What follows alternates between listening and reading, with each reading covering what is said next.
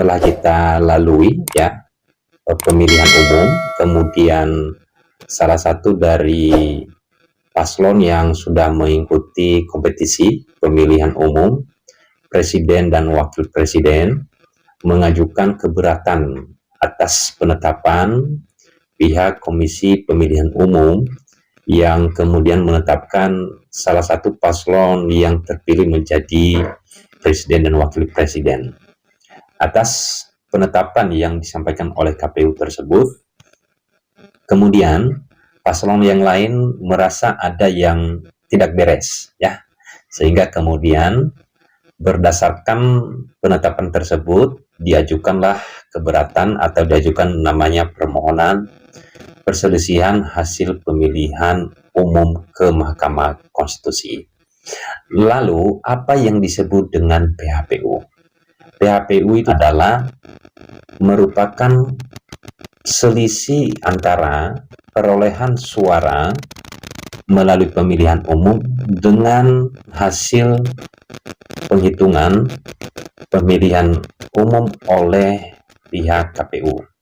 Kemudian apa dasar dari PHPU ini atau pengajuan dari permohonan PHPU ke Mahkamah Konstitusi?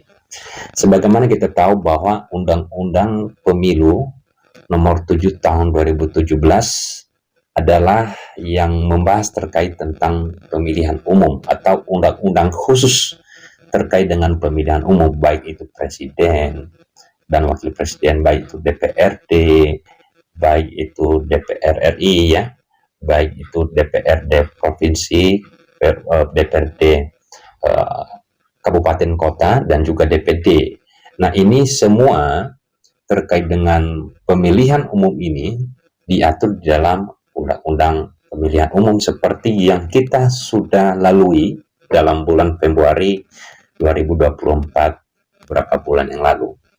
Nah, kemudian apa yang menjadi objek dalam PHPU ya yang diajukan ke Mahkamah Konstitusi? Nah, ini hal penting perlu kita tahu, karena kalau salah objek ini bisa menjadi kabur atau menjadi tidak jelas permohonan yang diajukan ke Mahkamah Konstitusi. Teman-teman, sebagaimana disebutkan di dalam pasal 473 Undang-Undang Nomor 7 Tahun 2017 tentang pemilihan umum, bahwa PHPU itu adalah perselisihan perolehan suara dengan penetapan hasil pemilu presiden dan wakil presiden. Nah, kemudian apa yang dimaksud dengan perolehan suara? Perolehan suara ini adalah hasil pencoblosan. Kemudian dari hasil pencoblosan itu atau perolehan suara tersebut dengan penetapan yang merupakan hasil pemilihan umum presiden dan wakil presiden yang sudah ditetapkan atau berdasarkan surat keputusan KPU, ada perselisihan, artinya ada perbedaan. Nah, itu yang disebut dengan PHPU sebagaimana disebutkan dalam pasal 473 ayat 1 dan juga di ayat 3. Di dalam peraturan Mahkamah Konstitusi juga sudah dijelaskan ya bahwa PHPU ini adalah merupakan perselisihan penetapan perolehan suara dengan penetapan hasil pemilu presiden dan wakil presiden sebagaimana disebutkan di dalam pasal 1 angka 13 Peraturan Mahkamah Konstitusi atau PMK nomor 4 tahun 2024. Nah, ini menjadi dasar atau hal yang utama kita ketahui, karena kenapa? Ketika teman-teman atau rekan-rekan kemudian mungkin menonton di televisi atau menonton di media sosial, jadi bingung apa sebenarnya sih PHPU ini, kok banyak yang dibahas ini di media sosial. Dan perlu kita tahu ya, apa yang menjadi fundamental hukumnya dan apa yang menjadi objek dalam perkara atau apa yang menjadi objek dalam PHPU yang diajukan ke Mahkamah Konstitusi.